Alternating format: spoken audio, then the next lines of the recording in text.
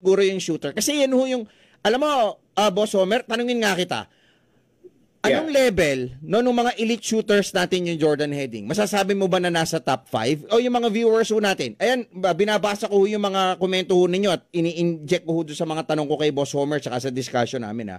Anong level ng mga elite shooters natin na Pilipino, na local, itong Jordan Heading, Boss Homer? Nasaan? Nasa top 5 ba? Nasa top 10?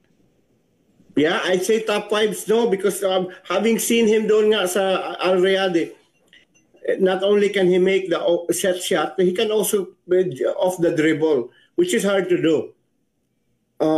So ang efficiency niya is very good from behind the arc. So I'd say nasa top 5 siya easily among the shooters.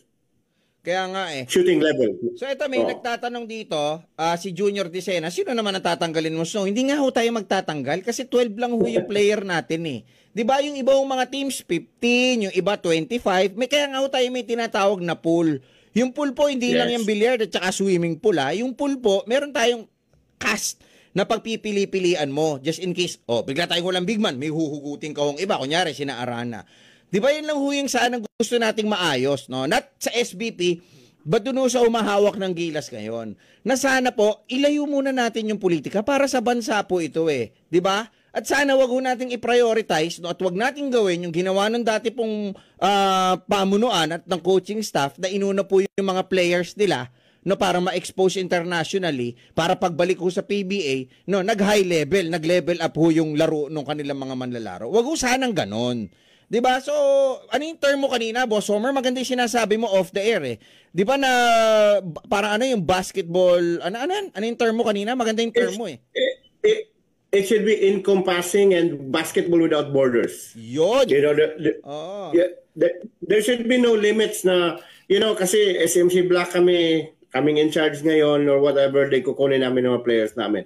And by the same token, when under the watch of Coach Shotres, daming TNT players, di ba? Oftana, Pugoy, all those usual names. It shouldn't be that way. It should be based on merit. But alam naman natin sa basketballs, no, meron ding politics. So, di na tayo nasa surprise.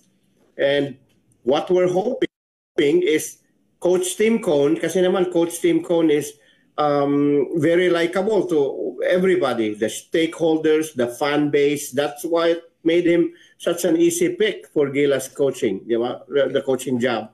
So hopefully he will have the wherewithal to say na, you know what, you trusted me for this job, kukunin natin beyond the realm sa ating poder. Kukuha tayo ng talagang magagaling. I was surprised, yung nasabi mo nga, Snow, to as an addendum sa sinabi mo. Yung Team USA nga, they have a 48-man pool. Diba? And tayo, diretso tayo ng team, but why is it only 12? Why did we limit ourselves to 12? Kahit 15, and then we can add 3 more. Meron elbow room. Tsaka ako, boss, ko ako hihinga ng payo. No? Ito, unahin ko lang to. Boss, paalala mo sa akin yung payo. Si Fritz Bartolome, sabi niya mga tarantadong mga matatanda na to, nasa pagalingan pa rin, inayos na ang lineup. Ngayon, gagawin nyo na naman ng issue, mga gunggong. Hindi ho natin ginagawa ng issue, ikaw ang gunggong. 12 lang ho yung player natin na yan Tapos isipin ho ninyo, yung 12 na yan, yung Jurmar, lagi ho na-i-injure. Diba, yung Scottie Thompson, kagagaling lang rin sa injury, diba, bago mag-World Cup. Ang atin lang ho is nag-ano tayo ng safety net. Diba, na pagka biglang may kailangan, kasi hindi naman ho po pwedeng sa San Miguel lang lahat Kasi pag sa San Miguel lang ho lahat, bugbog din ho yung mga superstars yan sa laro Diba? Yes. Tsaka, especially with... Yeah. Boss Homer. Go ahead, boss. Go ahead, boss. Kasi, Especially with... Yeah, go ahead, Homer. It's your turn.